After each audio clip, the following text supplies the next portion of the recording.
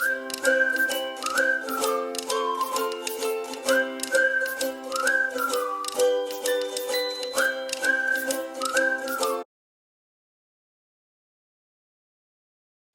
आज है डे 5 और कल हम लोग डे 4 में लास्ट मिले थे, जब मैं अपना फ़ोन दर्शन करने से पहले अंदर जमा करा रही थी। उसके बाद फ़ोन जमा हो गया था मेरा और हम लोग 1:30 बजे के करीब लाइन में लग गए थे और दर्शन करके हम लोग 5 बजे बाहर आए। तो इतना ड्यूरेशन हम लोगों को वो 300 रुपये वाला जो स्पेशल टिकट होता है ना, उतना टाइम हमें उस टिकट लेने के बाद लगा। और उसके बाद जब मैं बाहर निकली तो पूरा फ़ोन, हम लोग कॉल वगैरह आए हुए थे तो कॉल बैक करने में, फिर थोड़ी बहुत फ़ोटो लेने में मेरा पूरा फ़ोन का बैटरी ड्रेन हो गया था। तो उसकी वजह से आगे का व्लॉग मैंने कल कंटिन्यू नहीं करा। और शाम हो गए तो हम लोग मंदिर का प्रांगण भी बहुत अच्छे से घूमे नहीं थे, इसलिए अभी आज डे 5 में हम लोग सुबह जल्दी जल्दी तैयार होकर मंदिर में आ गए। तो थोड़ा बहुत घूमेंगे, पर आज पूरा बारिश वाला वेदर है, कभी भी बारिश पड़ना शुरू हो सकती है यहाँ पे। तो देखते हैं कि जितना मैं कैप्चर कर पाऊँ या जितना मैं खुद से देख पाऊँ, देखते हैं कितना देख पाते हैं। मंदिर के प्रांगण का वीडियो शेयर करते करते मैंने सोचा कि किसी भी स्टेट या किसी भी सिटी में आप रह रहे हैं, वहाँ से तिरुपति बालाजी महाराज के दर्शन करने के लिए किस तरह से आप पहुँच सकते हैं, उसकी पूरी इन्फॉर्मेशन आपके साथ शेयर करी जाए। तो सबसे पहले मैं शेयर करने वाली हूँ कि जिस भी स्टेट और सिटी में आप रह रहे हैं, वहाँ से आप तिरुपति कैसे आएंगे। तिरुपति पहुँचने का सबसे आसान माध्यम है कि आप ट्रेन से आएँ, और ट्रेन से आने पर सबसे नियर बाय स्टेशन तिरुपति का है तिरुपति स्टेशन। पर हर सिटी से डायरेक्टली तिरुपति स्टेशन के लिए टिकट नहीं मिलती है, तो उस केस में आप रेनीगुंटा स्टेशन के लिए अपनी टिकट्स बुक कर सकते हैं। अगर आपको तिरुपति स्टेशन के लिए डायरेक्टली टिकट नहीं मिल रही है आपकी सिटी से, तो फिर आप रेनीगुंटा स्टेशन के लिए टिकट बुक कर लीजिए। रेनीगुंटा से तिरुपति बस 10 किलोमीटर में है, तो आप रेनीगुंटा स्टेशन से तिरुपति बिल्कुल आराम से आधे घंटे में बस से पहुंच जाओगे। अब बात करते हैं कि अगर आप फ्लाइट से आना चाहते हो, तो तिरुपति सिटी में तिरुपति इंटरनेशनल एयरपोर्ट भी है, पर तिरुपति का जो मेन सिटी है वहाँ पर एयरपोर्ट से आने के लिए आपको 35 to 40 किलोमीटर का डिस्टेंस कवर करना पड़ता है। तो आप चाहे तो फ्लाइट से भी आ सकते हो। अब अगर आप तिरुपति सिटी के आसपास वाली कहीं सिटी में रह रहे हो, तो आप चाहे तो बाय रोड अपनी कैब कार से भी आ सकते हो।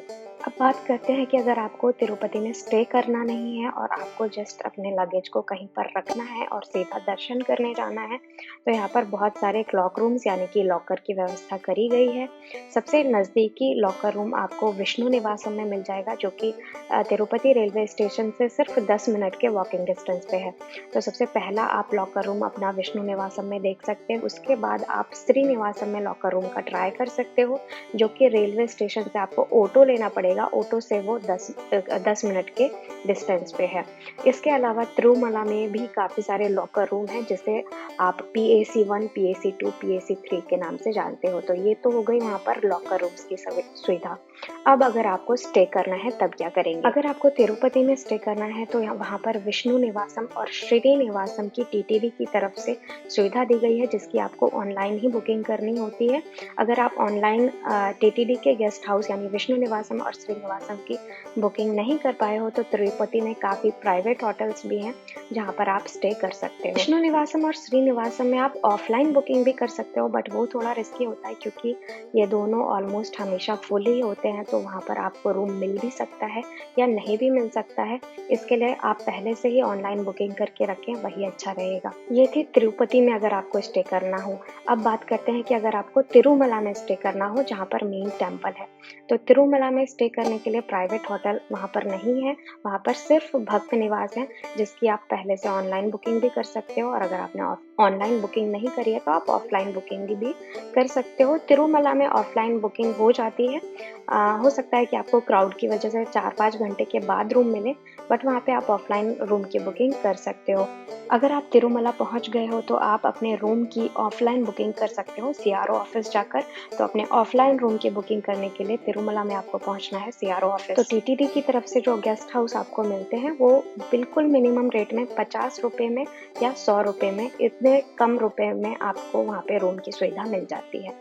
लेकिन टीटीडी के जितने भी गेस्ट हाउस हैं वहाँ पर आपको 48 आवर से ज़्यादा का स्टे करने के लिए नहीं मिलता है। चलिए तो अब बात कर लेते हैं कि टीटीडी की तरफ से जो गेस्ट हाउस मिलते हैं श्रीनिवासम, विष्णु निवासम या भक्त निवास, इनकी ऑनलाइन बुकिंग कैसे करी जाए। तो इनकी ऑनलाइन बुकिंग करने के लिए ये ऑनलाइन पोर्टल 90 डेज़ पहले से ही खुला रहता है। मतलब जिस भी महीने में आपको दर्शन करना है उससे 2 से ढाई महीने पहले ही आप इस पोर्टल पर जाकर अपने रूम की ऑनलाइन बुकिंग कर सकते हैं, क्योंकि ये रूम बहुत ही जल्दी फुल हो जाते हैं। तो इसके लिए आपको थोड़ा अवेयर रहना पड़ेगा और 2 से ढाई महीने पहले ही आपको अपने रूम की बुकिंग कर लेनी पड़ेगी। अगर आपकी ऑनलाइन या ऑफलाइन कहीं भी रूम की बुकिंग नहीं हो पाई है तो आप अपने लगेज को लॉकर रूम में रख दीजिए, और बहुत सारे कॉमन हॉल भी बनाए हुए हैं तो वहाँ पर आप रेस्ट कर सकते हैं। साथ ही में बात कर लेते हैं कि जो हम ऑनलाइन दर्शन की बुकिंग करते हैं, जो कि स्पेशल दर्शन होता है, जिसके लिए मात्र आपको 300 रुपये देने पड़ते हैं। इसकी भी आप ऑनलाइन बुकिंग 2 से ढाई महीने पहले ही बुक कर सकते हैं अपना स्लॉट। अब अगर आपने अपने स्पेशल दर्शन की ऑनलाइन बुकिंग नहीं कराई है तो आजकल सर्व दर्शन टोकन भी मिलने लगा है, जो कि डायरेक्टली आप जब भी तिरुपति पहुंच रहे हैं तभी आपको मिल जाएगा। तो ये जो स्पेशल दर्शन की टिकट होती है या सर्व दर्शन टोकन होता है, इससे आपको बहुत ही आसानी से दर्शन हो जाते हैं, फिर भी इसमें 3 से 4 घंटे लग जाते हैं। यदि आपने 300 रुपये वाले स्पेशल दर्शन का टिकट नहीं लिया है, ऑनलाइन बुकिंग नहीं कराई है, या फिर आपने सर्व दर्शन टोकन भी नहीं लिया है, तो आप डायरेक्टली तिरुमला जाकर भी दर्शन कर सकते हैं। इसके लिए आपको जनरल लाइन में लगना पड़ेगा, लेकिन वो थोड़ा सा उसमें परेशानी हो जाती है। उसमें आपको क्राउड के हिसाब से 10 से 12 घंटे दर्शन करने में लग सकते हैं, और अगर आप किसी फेस्टिव सीजन पे पहुंच गए हैं तो 20 से 22 घंटे भी आपको दर्शन करने के लिए लग सकते हैं। तो सबसे ज़्यादा सुविधाजनक यही है कि आप पोर्टल पर जाके 2 से ढाई महीने पहले ही अपने स्पेशल दर्शन की 300 रुपये की टिकट बुक कर लें, और उस टिकट का फोटो कॉपी अपने साथ जरूर लाएं, क्योंकि यहाँ पर आपके दर्शन की जो बुकिंग करी आपने ऑनलाइन उसकी फोटो कॉपी ही देखी जाती है।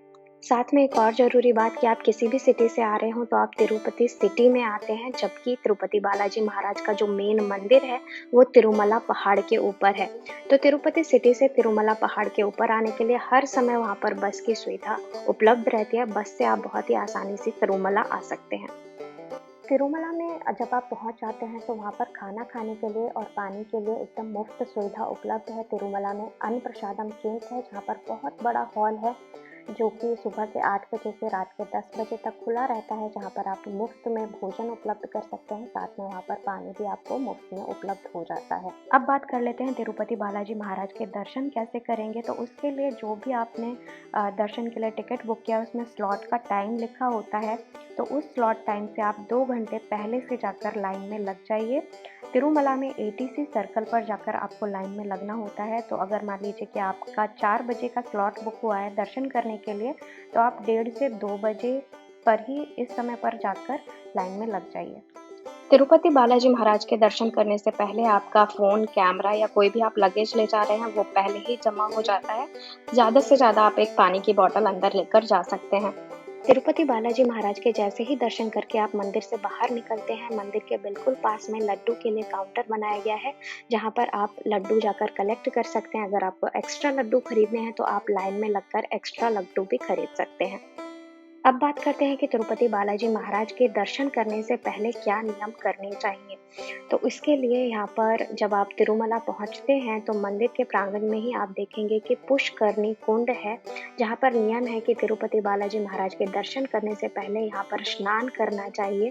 और ऐसी मान्यता है कि पुष्करणी कुंड में स्नान करने से मनुष्य के सभी पाप धुल जाते हैं। तो सर्वप्रथम प्रभु के दर्शन करने से पहले पुष्करणी कुंड में स्नान करने का नियम है। पुष्करणी कुंड में स्नान करने के बाद सर्वप्रथम वराह स्वामी के दर्शन करने चाहिए, और उसके बाद ही हमें तिरुपति बालाजी महाराज के दर्शन करने चाहिए। तो ये तिरुपति बालाजी महाराज के दर्शन करने से पूर्व के नियम है। ऐसी मान्यता है कि तिरुपति बालाजी महाराज जब तिरुमला आए थे तब वराह स्वामी ने ही उन्हें रहने के लिए वहाँ पर स्थान दिया था। इसीलिए मान्यता है कि तिरुपति बालाजी महाराज के दर्शन करने से पूर्व वराह स्वामी के दर्शन करना जरूरी है। पुष्करणी कुंड के बिल्कुल बगल में ही वराह स्वामी का मंदिर है, तो वहाँ पर आपको 1 से 1.5 घंटे की लाइन लगनी पड़ती है, और तब वराह स्वामी के दर्शन आपको उपलब्ध होते हैं। मनुष्य के बाल मनुष्य के अभिमान का प्रतीक हैं, इसीलिए काफ़ी संख्या में यहाँ पर लोग आकर अपने मन्नत के हिसाब से तिरुपति बालाजी मंदिर में अपने बाल भी उतरवाते हैं। यदि आप तिरुपति बालाजी महाराज के दर्शन करने के लिए तिरुमला पहुंच गए हैं तो आप इस संध्या आरती को बिल्कुल भी मिस मत करिएगा। आप मंदिर के प्रांगण में शाम के 6 बजे पहुंचकर बहुत ही सुंदर संध्या आरती देख सकते हैं। तो इस वीडियो में मैंने पूरी कोशिश करी है कि थियोरेटिकल तरीके से मैं आपको इन्फॉर्मेशन दे सकूं। इसके अलावा मैंने अपने तिरुपति ट्रिप के सीरीज़ के 5-6 वीडियो अपने चैनल पर अपलोड किए हुए हैं। तो आपको और अच्छे से समझना है तो उन 4-5 जो मेरे ब्लॉग्स हैं उनको आप जाकर एंजॉय कर सकते हैं। चलिए तो फिर इस इतने सुंदर ब्लॉग को यहीं पर खत्म करते हैं। मिलते हैं आपसे अगले ब्लॉग में। और हाँ, ये वाला ब्लॉग तो डेफिनेटली आपको पसंद आया होगा, तो लाइक कर देना। मिलते हैं आपसे अगले ब्लॉग में, तब तक के लिए आप अपना ख्याल रखिए। गोविंदा गोविंदा।